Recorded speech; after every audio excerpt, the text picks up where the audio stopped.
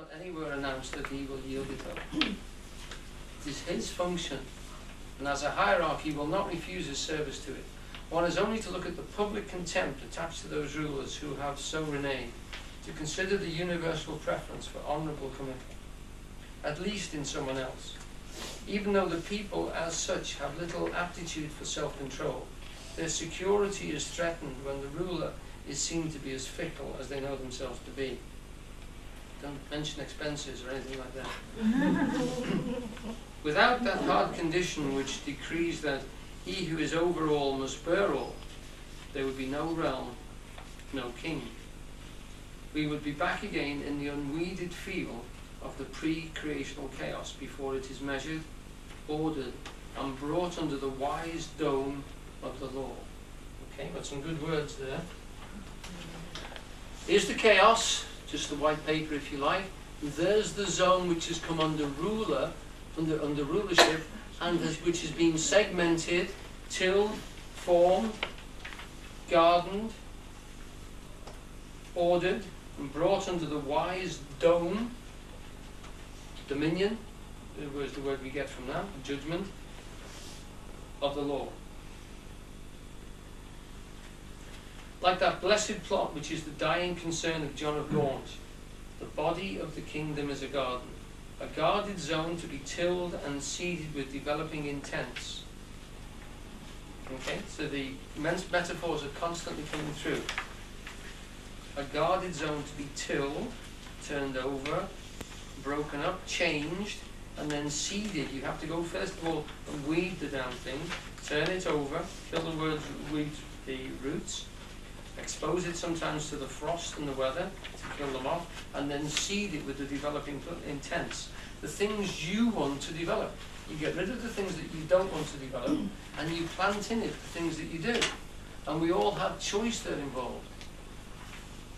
Instead of just gathering things wildly out and coming across things that are good to eat and something which are not good to eat, we're gathering, tilling, and developing our own intents. Suddenly we are being reflected back to ourselves at a far more sophisticated level.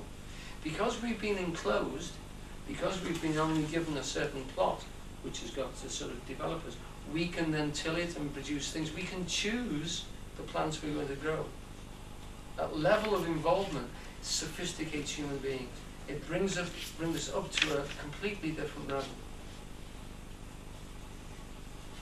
It's worth noticing as well that the few examples that we have of Neolithic type peoples, and it's out of vogue now to speak about this, which would be the American Indians, etc., and some of the tribes in Africa, have a chief in a different way than we have a king. Their chiefs are not like kings in that they order and organize them. If you're a traveling person, a hunter-gatherer, you don't need a king. You don't need organization like that. And if he offends you, you wander off. One bit of unweeded jungle is much the same as another bit of unweeded jungle, so they don't have the authority in the same way as kings have. It's not a life or death situation to be inside the city wall or outside of it. If you're outside of the city wall and there is no city wall, you can wander freely. And so kingship then becomes more of an advisory thing. So that when you see them in the cowboy pictures and they go to the war chief and ask him should he get war, and he says no, and they say, well, we're going to have war anyway. He's an advisor. He's not a lawgiver. He's an old man, and he usually says, well, last time we did that, you know, we really got knocked about. And the young fellows say, no, we're going to do it anyway. He says, oh, you'll be sorry.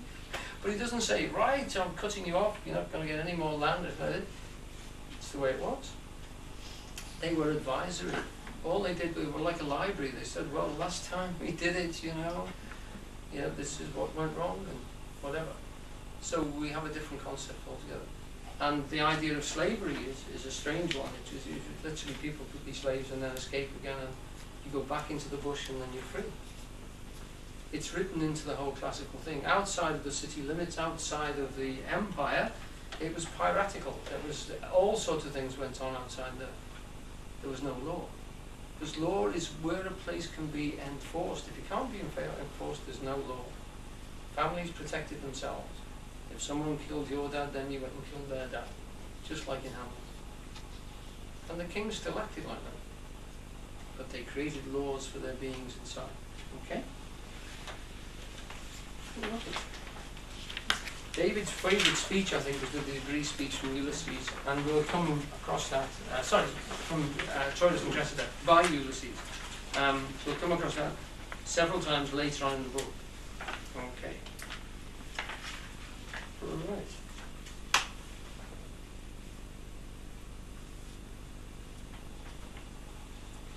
I've just made some notes here which I've already given to you, so that's okay. When Richard III heeds not the warning of his time-honoured uncle, when John of Gaunt is actually preparing Richard II to be king, and he doesn't listen. Lancaster, his time-honoured uncle Lancaster, Shakespeare brings in a gardener to remind the king of his agricultural duty. He didn't realise just how agricultural Shakespeare was, did he? Okay, a longer speech here. Does anybody feel like they could take a deep breath and do this one? Please, Andrew. Oh, what pity is it that he, the king, hath not trimmed and dressed his land, as we his garden. We at time of year do wound the bark, the skin of our fruit trees, lest, being overproud with sap and blood, with too much richness it confounds itself. Had he done so to great and growing men, they might have lived to bear, and we to taste the fruits of duty. Right, thank you. Okay, now there's a strange concept which we would apply quite regularly, you know, to the fruit trees, to prune them, and they produce better fruit. So you don't just give them a head, you don't just let them go wild, and you have to nurture the fact. I always remember, somebody quoted Chairman Mao at me, and I've never forgotten it. It was, a tree should fall that 1,000 plants may grow, which is what you do in the garden all the time. You know, you choose which you're going to come through, and you have to kill things. You have to weed things out. You have to separate, because you want to produce your intents in that. The seeds that you want to develop, So you have to prune. Everything cannot just be allowed to go. There's a wonderful atheistic story which my uncle used to say to me. He was quite a strong atheist, and he used to say a story about a fella digging on his allotments. My uncle had an allotment. We were actually on an allotment when he told me the story, and he said he's digging away, and the vicar comes past and says, "It's a glorious day," and he says, "Yes, it's a lovely day." And he says, "It's marvellous, this allotment of yours." He says, "It's wonderful what man and God can produce together." And the atheist says, "Yeah, but you should have seen it when he had it by himself."